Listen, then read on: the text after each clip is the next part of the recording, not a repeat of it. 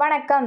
தஞ்சையில் 300 ஆண்டுகள் பழமை வாய்ந்த திரௌபதி அம்மன் ஆலய தீமிதி திருவிழா வான வேடிக்கையுடன் நடைபெற்றது. தஞ்சை கீழவாசல் பகுதியில் 300 ஆண்டுகள் பழமை வாய்ந்த அருள்மிகு திரௌபதி அம்மன் ஆலயம் அமைந்துள்ளது.